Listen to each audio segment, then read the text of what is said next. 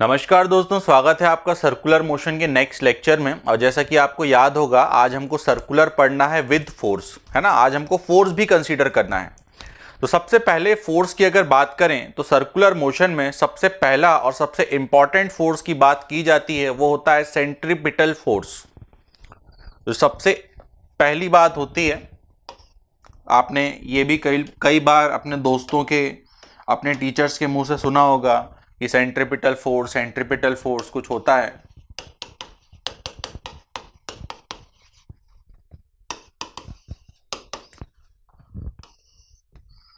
तो सबसे पहले हम बात करेंगे सेंट्रीपिटल फोर्स की, देन उसके बाद हम बात करेंगे टेंजेंशियल फोर्स की। और ये कोई नए फोर्स नहीं है, जैसा कि आपने प्रीवियस क्लास में पढ़ा था, centripetal acceleration and tangential acceleration, same to same इनकी भी वही कहानी है, बस वहां एक्सेलरेशन था, यहां फोर्स हो गया है। तो जरा जो हमने पिछली क्लास में पढ़ा था उसको रिवाइज करें। तो प्रीवियस क्लास में हमने पढ़ा था कि centripetal acceleration and tangential acceleration are not new type of acceleration. हमने कहा था कि सेंट्रीपिटल एक्सेलरेशन और टेंजेंशियल एक्सेलरेशन कोई नए टाइप के एक्सेलरेशन नहीं होते हैं। ये जो टोटल एक्सेलरेशन होता है उसी के कंपोनेंट्स होते हैं। एक कंपोनेंट चला जाता है अलोंग द रेडियस, उसको बोल देते हैं सेंट्रीपिटल, और दूसरा कंपोनेंट चला जाता है अलोंग द टेंजेंट, उसको बोल दिया जाता है टेंजेंशियल। तो जैसा कि हमने पिछली क्लास में पढ़ा था कि सेंट्रीपिटल एंड टेंजेंशियल, ये जो सेंट्रीपिटल और जो टेंजेंशियल हैं, ये सिर्फ और सिर्फ नए शब्द हैं, ये नए नाम दिए गए हैं।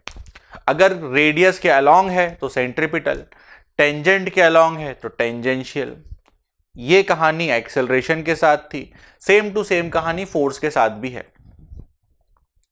इतनी सारी जो मैंने बकबक की, उसकी फाइनल समरी यही निकलती है कि सर्कुलर मोशन में सेंट्रीपिटल फोर्स कोई नए टाइप का फोर्स नहीं होता।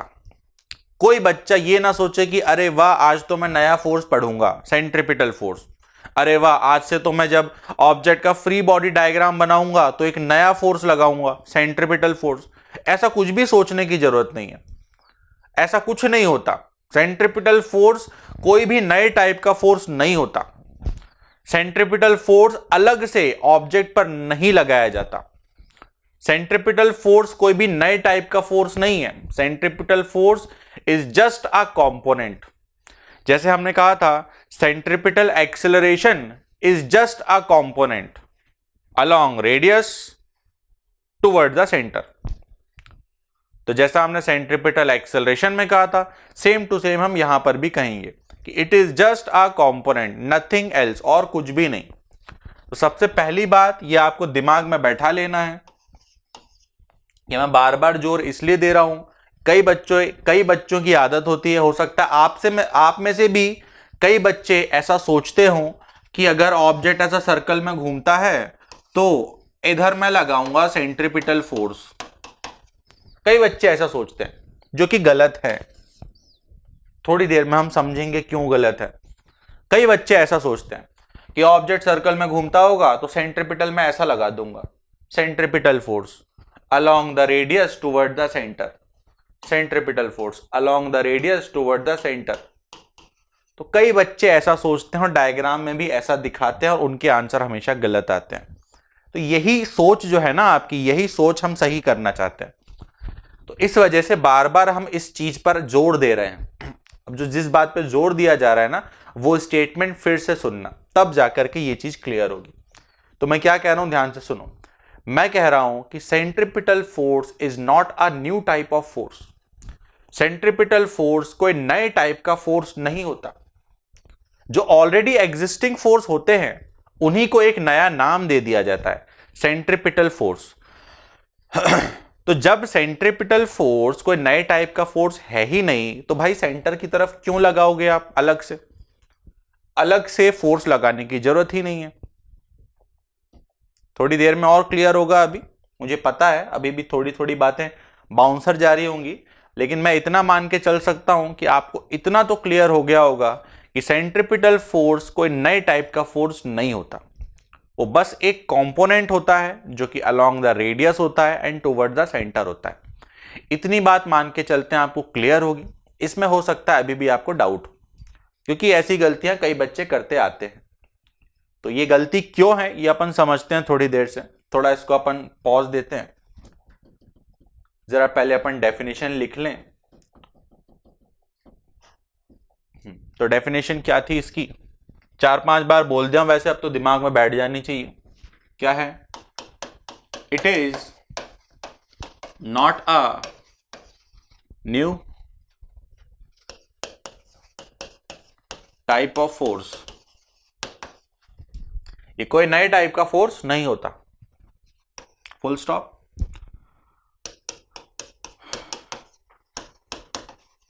It is just a component. It is just a component of net force along radius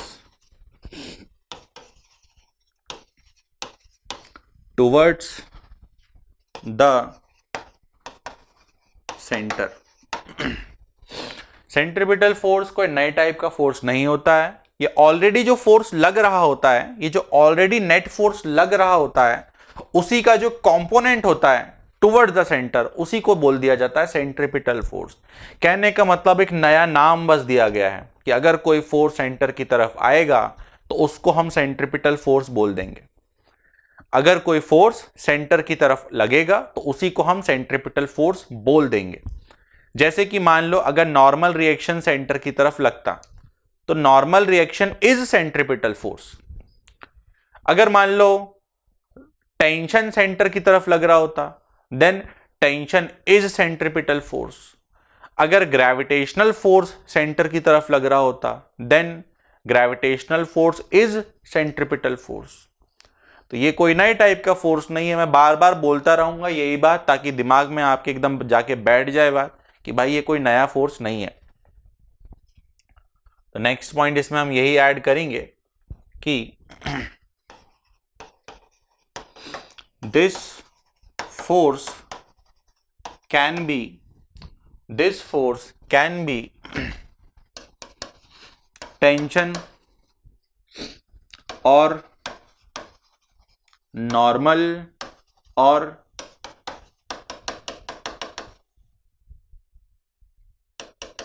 friction और ग्रेविटेशन और कॉम्बिनेशन ऑफ ऑल। ये कोई नए टाइप का फोर्स नहीं होता। इन्हीं कोई फोर्सेस में से, जो इतने सारे फोर्स आपने पढ़े हैं, इन्हीं फोर्सेस में से कोई ना कोई फोर्स सेंटर की तरफ लग रहा होगा। जब आगे हम क्वेश्चन देखेंगे तो इन्हीं फोर्सेस में से कोई ना कोई फोर्स सेंटर की तरफ लगता होगा, और जो भी फोर्स सेंटर की तरफ आता होगा उसी को सेंट्रीपिटल फोर्स बोल दिया जाता होगा। और आगे बढ़ते हैं, जरा इसमें और चर्चा करते हैं। देखो, मान लो कोई ऑब्जेक्ट ऐसा सर्कुलर मोशन कर रहा था। मान लो किसी इंस्टेंट ऑफ टाइम पर वो ऑब्जेक्ट यहां पर था और वो इधर जा रहा था, इधर इसका मोशन था। अब मान लेते हैं इस ऑब्जेक्ट पर कोई ऐसा फोर्स लगा, नेट फोर्स मान लेते हैं ऑब्जेक्ट पर इधर था। मान लेते हैं नेट फोर्स और वेलोसिटी के साथ जो एंगल था वो फाई था। तो यहां पर हमने इस नेट फोर्स के दो कंपोनेंट कर दिए। एक कंपोनेंट यहां आ जाता जो कि होता एफ नेट कॉस फाई, और दूसरा कंपोनेंट, गलत लिख दिया मैंने, कंपोनेंट यहां पर कॉस नहीं आएगा, सॉरी साइन आएगा यहां पर। तो एक कंपोनेंट यहां आ जाता एफ नेट साइन फाई, और एक कंपोनेंट यहां आ जाता जो कि होता एफ नेट कॉस फाई। तो हम क्या बोल रहे हैं, हम बार बार यही कह रहे हैं कि सेंट्रीपिटल फोर्स कोई नए टाइप का फोर्स नहीं होता। जो ऑलरेडी फोर्स लग रहा होता है ऑब्जेक्ट पर, जो ऑलरेडी एग्जिस्टिंग फोर्स होते हैं ऑब्जेक्ट पर, उन्हीं फोर्सेस का जो एक कंपोनेंट होता है along radius toward the centre, that is known as centripetal force. तो यहां पर ये जो दिख रहा है आपको, ये वाला कंपोनेंट, यही कंपोनेंट किसके इक्वल होगा, यही कंपोनेंट किसके इक्वल होगा, सेंट्रीपिटल फोर्स के।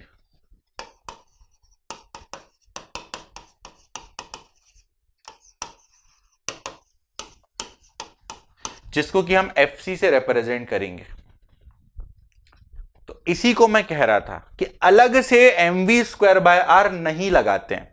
जो स्टार्टिंग में मैं कह रहा था ना कि कई बच्चे mv²/r लगा के मिस्टेक करते हैं, उस मिस्टेक का यही मतलब है कि देखो बच्चों, ये आपको ये समझाया जा रहा है कि जो ऑलरेडी फोर्स लग रहा होता है, जो ऑलरेडी पहले से कोई नॉर्मल लग रहा है, कोई फ्रिक्शन लग रहा है, कोई ग्रेविटेशन लग रहा है, तो जो ऑलरेडी फोर्स लग रहे होते हैं ना, उन्हीं फोर्स का एक कंपोनेंट जो होता है उसी को हम एक नया नाम देते हैं सेंट्रिपिटल फोर्स। अब इसमें आप अलग से अगर आप ऐसा mv²/r दिखाते हो तो वैसा दिखाना गलत होता है। इस वजह से जब भी आप फ्री बॉडी डायग्राम दिखाओगे तो उसमें आप mv²/r नहीं दिखाओगे। आपको यह मान के चलना है कि mv²/r इसकी वैल्यू होती है, जो कि अभी हम डिराइव करते हैं। mv²/r जो होता है वो इसकी वैल्यू होती है, लेकिन वो mv²/r हम अलग से ऐसे डायग्राम में नहीं दिखाते हैं, क्योंकि सेंट्रिपिटल फोर्स कोई नया फोर्स नहीं है। जो फोर्स ऑलरेडी लग रहे हैं उन्हीं फोर्स का जो कंपोनेंट होता है उसी को एक नया नाम दिया गया है ना। तो बस एक नाम दिया गया है नया, ये कोई अलग से नया फोर्स नहीं है जो आप अलग से ऑब्जेक्ट पर लगा दो। मान के चलता हूं, बात क्लियर हो जानी चाहिए सबको अच्छे से। अभी एक और एग्जांपल से मैं समझा दूंगा। जरा इसके वैल्यूज की बात कर लें तो डायग्राम से तो एक चीज क्लियर हो गई कि F नेट sin phi होता होगा। न्यूटन सेकेंड लॉ की हेल्प से एक और चीज हम बोल सकते हैं, centripetal force is equal to mass into centripetal acceleration, ये भी बोल सकते हैं। सेंट्रिपिटल एक्सेलरेशन की बात करें तो वो v²/r होता है या फिर ω²r होता है।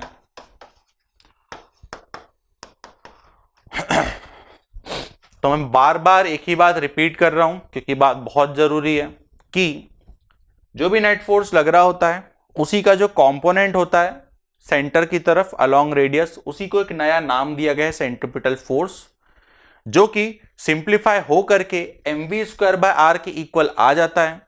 लेकिन इसका यह मतलब नहीं है कि आप फ्री बॉडी डायग्राम में अलग से ऑब्जेक्ट पर mv²/r लगाओ। तो ये होता है बस, ठीक है, इसकी वैल्यू इतनी होती है, लेकिन फ्री बॉडी डायग्राम में आप अलग से, है ना, एक्स्ट्रा mv²/r नहीं दिखाओगे। जो ऑलरेडी फोर्स लग रहे होते हैं उतने ही लगाएंगे बस। फॉर एग्जाम्पल मैं एक क्वेश्चन आपको करके बताता हूं, देखना गलत आंसर आएगा। देखो,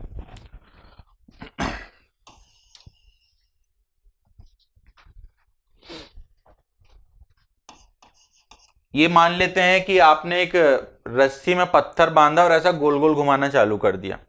तो पत्थर जो ऐसा गोल गोल घूम रहा है किसी टेबल के ऊपर, और ऐसा जो है टेंशन इस पे लग रहा था। टेंशन ऐसे ही लगता है अवे फ्रॉम द ऑब्जेक्ट।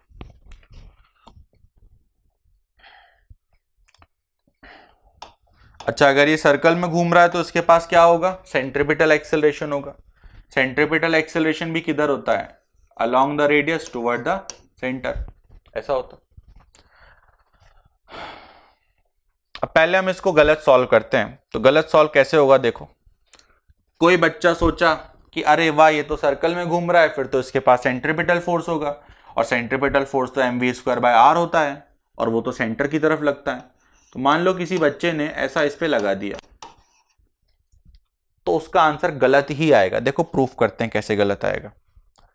इस पे मैं लगाने जा रहा हूं F = ma। तो x में लगने वाले फोर्सेस देखो, एक लगा टेंशन, दूसरा लगा mv²/r, ठीक है। This should be equal to mass into acceleration. Acceleration कितना है? ac। फिर ac कितना होता? v²/r। यहां पे भी क्या बैठा हुआ है? mv²/r। mv²/r से mv²/r कट गया, टेंशन कितना आ गया? 0। एग्जाम में भी क्या मिल जाएगा? 0, अगर ऐसी गलती करेंगे तो। इसी वजह से बार बार आपको एक ही बात समझाई जा रही है। ये रिपीटर वालों को ध्यान से समझाना पड़ता है, क्योंकि वो 11th 12th में बहुत सारी जगहों से पढ़ के ऐसी गलत फहमी अपने दिमाग में बैठा लेते हैं। तो इस वजह से बार बार आपको ये बात समझाई जा रही है। अगर यही चीज़ 11th में समझानी होती तो इसमें इतना जोर नहीं देते, क्योंकि 11th वाले तो पहली बार पढ़ रहे होते हैं ना, तो उनके दिमाग में मिस्टेक होता ही नहीं है। लेकिन 13th वालों को ये बहुत ध्यान से बताना पड़ता है कि देखो भाई, mv² अलग से ऑब्जेक्ट पर मत लगा देना। अगर आपने mv² ऑब्जेक्ट पर अलग से लगा दिया तो आपके सारे आंसर गलत आएंगे, जैसे कि ये क्वेश्चन में आए। एक और उदाहरण देता हूं। सबसे दिक्कत की बात है कि मैं अभी कैमरे से बात कर रहा हूं तो मुझे पता भी नहीं है कि कुछ पल्ले पड़ भी रहा है या नहीं। एक और एग्जांपल देखता हूं, देखो। भूल जाओ सर्कुलर, मान लो ये कोई ब्लॉक था, मास इसका m था, अब इस पर आपने F फोर्स लगाया। ठीक है, अब मैं कह रहा हूं कि F इक्वल टू ma होता है, F इक्वल टू ma होता है, लेकिन इसका यह मतलब थोड़ी है कि आप इस पर ma ही लगा दो। सिंपल सी बात है भाई, F इक्वल टू ma होता है, अब इसका यह मतलब थोड़ी है कि आप ma ही लगा दो इसके फ्री बॉडी डायग्राम में। ठीक वैसे ही देखो, ये गलत है ना, ये समझते होगे इस बात को कि भाई F इक्वल टू ma होता है, लेकिन इसका यह मतलब थोड़ी है कि ऑब्जेक्ट पर ma ही चिपका दूं मैं, अलग से फ्री बॉडी डायग्राम में एक ma का फोर्स अलग से चिपका दूं। ऐसा थोड़ी होता है, ये तो गलत है, दिस इज रॉन्ग। जैसे हम यहां पर बोल रहे हैं कि F is equal to ma होता है, लेकिन ma हम अलग से नहीं लगाते, ठीक वैसी बात यहां पर बोली जा रही है कि सेंट्रीपिटल फोर्स m, देखो centripetal force m into a, वहीं से आया ना, ये ऊपर देखो क्या लिखा हुआ है, ये देखो centripetal force m into a होता है, centripetal force m into a होता है, m इंटू a होता है, centripetal force m into a होता है, लेकिन इसका यह मतलब थोड़ी है कि अलग से फ्री बॉडी डायग्राम में आप उसको लगा दो। तो मान के चलते हैं अभी आपको सारी बातें क्लियर हो गई होंगी। ये चीजें भी अगर आप नोट करना चाहें तो कर लेना, यहां पर साइड हेडिंग में लिखा जाएगा कॉमन मिस्टेक। तो जो हमने इतनी सारी बातें की यहां पर, उससे आपको साफ साफ दो बातें क्लियर हो जानी चाहिए, तीन बातें क्लियर हो जानी चाहिए। पहली बात, सेंट्रीपिटल फोर्स कोई नए टाइप का फोर्स नहीं होता, ठीक है, उसको ज्यादा इज्जत देने की जरूरत नहीं है, ये कोई नए टाइप का फोर्स नहीं होता। जो ऑलरेडी फोर्स लग रहे होते हैं उसी को सेंट्रीपिटल फोर्स बोला जाता है। जैसे कि इस एग्जांपल की बात करें तो देखो, इस एग्जांपल में सेंटर की तरफ कौन लग रहा है, टेंशन लग रहा है, तो यहां पर बोला जाएगा टेंशन इज सेंट्रीपिटल फोर्स। ठीक है, टेंशन को ही सेंट्रीपिटल फोर्स बोला जाएगा। तो सबसे पहली बात, सेंट्रीपिटल फोर्स कोई नए टाइप का फोर्स नहीं होता। सेंट्रीपिटल फोर्स सिर्फ और सिर्फ एक कंपोनेंट होता है नेट फोर्स का along the radius and toward the centre. The next point ये आएगा कि जो ऑलरेडी एग्जिस्टिंग फोर्स होते हैं उन्हीं को नाम दिया जाता है, एक नया नाम दिया जाता है सेंट्रीपिटल फोर्स। अगर कोई फोर्स सेंटर की तरफ लग रहा है तो उसको हम बोलते हैं कि वो सेंट्रीपिटल फोर्स का काम कर रहा है। अगर टेंशन सेंटर की तरफ लगेगा then tension is centripetal force. Normal अगर सेंटर की तरफ लगेगा then normal is centripetal force. Then last में बात ये आती है निकल के कि सेंट्रीपिटल फोर्स की value m into a c होती है, जो कि आगे जाकर के mv²r, जो कि आगे जाकर के mv²r एंड m ओमेगा² में कन्वर्ट हो जाती है। तो इसकी वैल्यू इतनी होती है। इसका यह मतलब नहीं है कि आप इसको फ्री बॉडी डायग्राम में अलग से ऑब्जेक्ट पे लगाने लगो। अगर आप ऐसा करते हो तो आप गलत कर रहे हो, this is the common mistake जो कि आपको नहीं करनी है। और अगर आप ऐसा करेंगे तो टेंशन आएगा 0 और भी कई जगह पर 0 आएगा। तो जरा वीडियो पॉज करेंगे, मान के चलते हैं अच्छे से आपको क्लियर हो गया होगा। जरा वीडियो पॉज करेंगे, इतना लिखेंगे,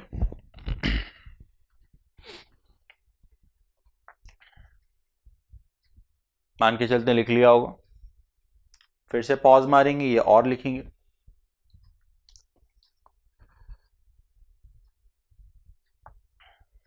मान के चलते हैं ये भी हो गया।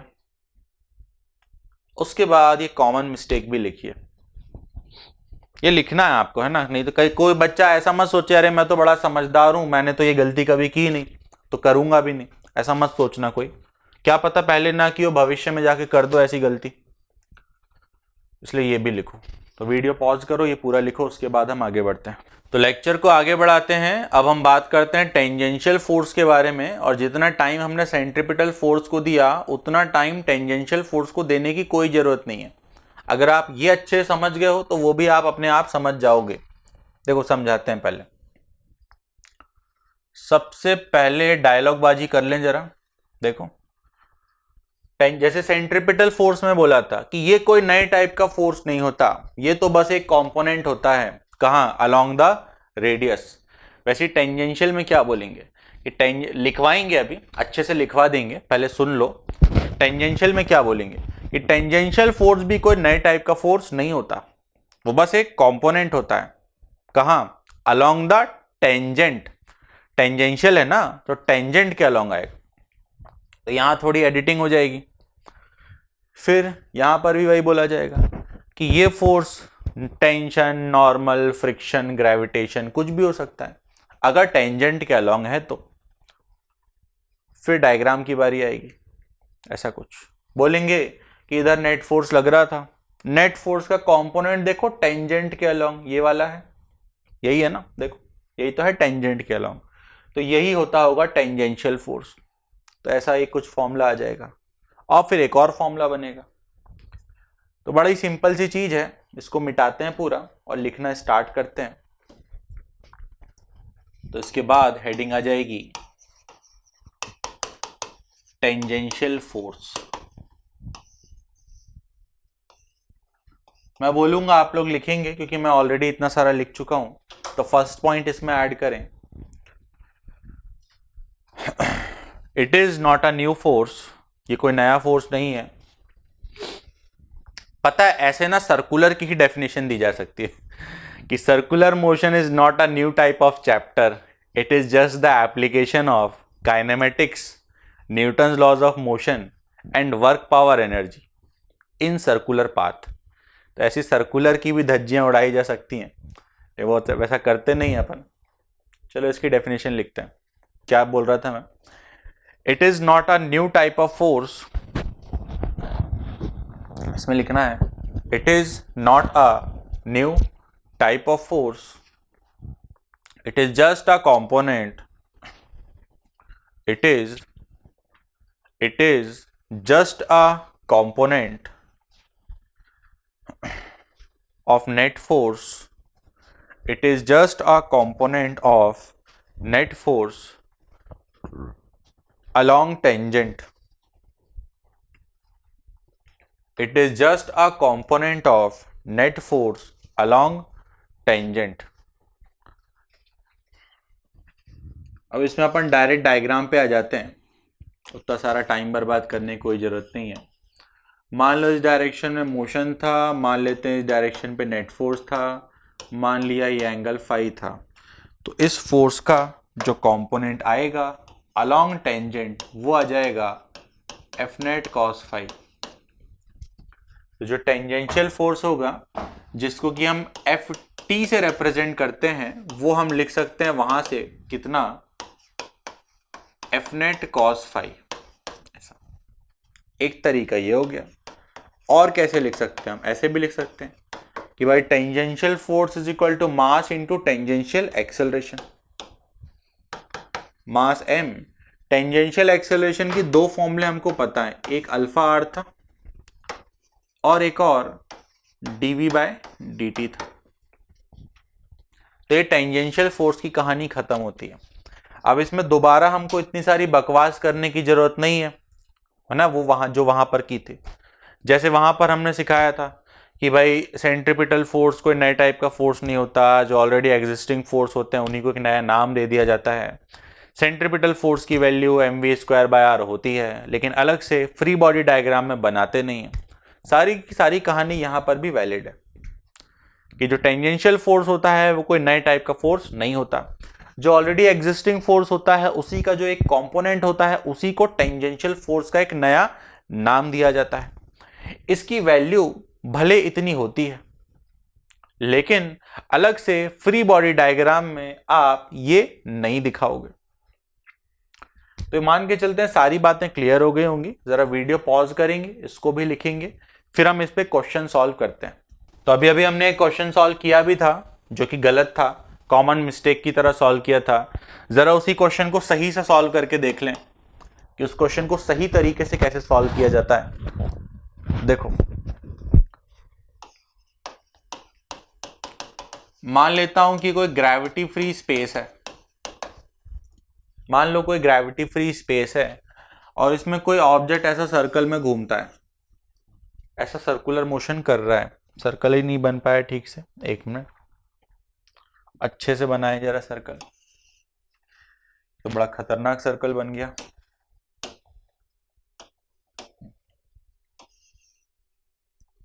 तो मान लेते हैं ग्रेविटी फ्री स्पेस था और इसमें कोई ऑब्जेक्ट था जो कि सर्कुलर मोशन कर रहा था। मान लेता हूं किसी इंस्टेंट ऑफ टाइम पर जो पार्टिकल था वो यहां पर था और ऐसे ऊपर जा रहा था v वेलोसिटी के साथ। सर्कल के रेडियस की बात करें तो सर्कल का जो रेडियस था वो r था।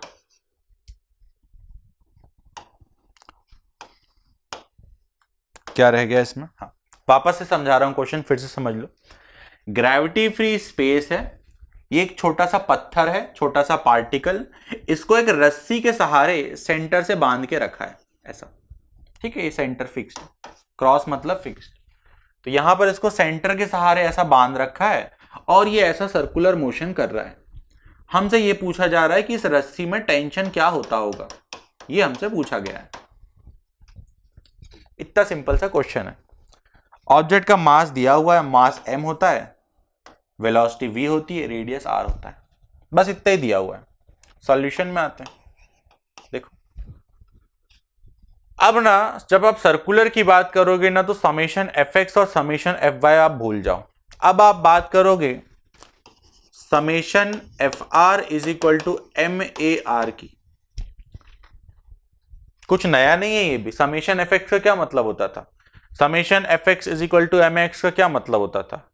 f equal to ma along x axis. Summation fy का क्या मतलब होता था? f equal to ma along y axis. वैसी समेशन fr का क्या मतलब हो जाएगा? f equal to ma along radius. यहां r क्या रिप्रेजेंट कर रहा है? रेडियस। तो ये कुछ नहीं है, f इक्वल टू ma है अलॉन्ग रेडियस, बस। तो ये हम यूज करते हैं।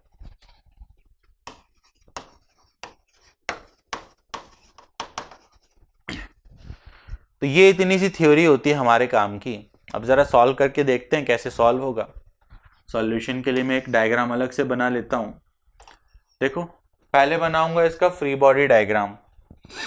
तो step number 1 isolate the object, step number 2 apply mg। लेकिन mg तो है ही नहीं, क्वेश्चन ने क्या कह रखा है? ग्रेविटी फ्री है, तो mg तो लगेगा नहीं। ऐसा लगता होगा tension away from the object, ये इसका FBD बन गया। बात करें एक्सेलरेशन की तो इसके पास एक ही एक्सेलरेशन होगा and that acceleration is centripetal acceleration, ठीक। ये इसके पास सेंट्रीपिटल एक्सेलरेशन होता होगा टुवर्ड द सेंटर, ऐसा हो गया। उसके बाद हमने लिखा summation fr is equal to MAR। देखो, रेडियस के अलोंग एक ही फोर्स लग रहा है जो कि है tension, is equal to mass इसका m एंड रेडियस के अलोंग एक ही एक्सेलरेशन है, दैट इज सेंट्रीपिटल एक्सेलरेशन। और सेंट्रीपिटल एक्सेलरेशन कितना होता है? v square by r। और ऐसे टेंशन कैलकुलेट हो गया। इतना आसान क्वेश्चन होता है। ये एक एग्जांपल था। एक और एग्जांपल देखो।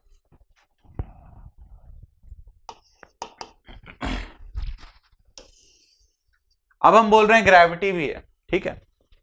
अब हम बोल रहे हैं ग्रेविटी भी है। Consider gravity also and calculate tension. तो क्वेश्चन कुछ ऐसा कहता है कि फिर से पार्टिकल वर्टिकल सर्कल में घूमता है। ये एक बड़ा सा पत्थर था, इसको रस्सी के सहारे ऐसा बांधा गया था यहां से, ये रस्सी है, रस्सी के सहारे बांध दिया गया है और ये पार्टिकल ऐसा सर्कल में घूम रहा है, तो इस जगह पर इस पे टेंशन क्या होगा। बाकी सारी जरूरी बातें दी हुई हैं क्वेश्चन में, जैसे कि मास इसका m है, वेलोसिटी इसकी v है, सर्कल के रेडियस की बात करें तो सर्कल का रेडियस जो है r है, सब कुछ दिया हुआ है। टेंशन हमसे पूछा जा रहा है। सॉल्यूशन पे आओ, ध्यान से समझना, सॉल्यूशन बहुत ही आसान है। सबसे पहला काम बनाऊंगा फ्री बॉडी डायग्राम। देखो पार्टिकल यहां पर था, नीचे क्या आता होगा mg, ऊपर क्या आता होगा टेंशन, और कोई फोर्स आएगा नहीं, बस इतना ही आएगा, बस खत्म कहानी। सारे फोर्स हमने दिखा दिए। एक्सेलरेशन की बात करें तो बेचारा सर्कल में घूमता है तो इसके पास सेंट्रिपिटल एक्सेलरेशन तो जरूर होता होगा, ये दिखाया सेंट्रिपिटल एक्सेलरेशन। अब क्या यूज करूंगा, summation FR is equal to MAR। तो देखिए फिर से रेडियस के अलोंग लगने वाले फोर्सेस देखिए, रेडियस के अलोंग ये पूरा रेडियस होगा है ना, रेडियस के अलोंग मतलब रेडियस वाली लाइन, तो यहां से यहां तक ये पूरी जो रेडियस वाली लाइन है इसमें देखो टेंशन लगा ऊपर T, नीचे लगा mg इसलिए माइनस mg, ऊपर वाला पॉजिटिव नीचे वाला negative, is equal to mass m and acceleration. Radius के अलोंग इसके पास जो एक्सेलरेशन है वो सेंट्रिपिटल है जो कि ऊपर की तरफ है, इसलिए पॉजिटिव। तो यहां से आया T minus mg is equal to m into AC कितना v स्क्वायर बाय r, और ऐसे टेंशन कैलकुलेट हो गया जो कि होगा mg plus mv square by r। तो सर्कुलर के जितने भी क्वेश्चंस होते हैं सभी क्वेश्चंस को इससे ही डील किया जाता है, summation FR is equal to MAR, इससे सारे क्वेश्चन इससे सॉल्व होते हैं। तो बस आपको ये लगाना सीखना है बस। तो जरा वीडियो आप पॉज करेंगे, दो क्वेश्चन है आपके सामने। पहला क्वेश्चन ये था,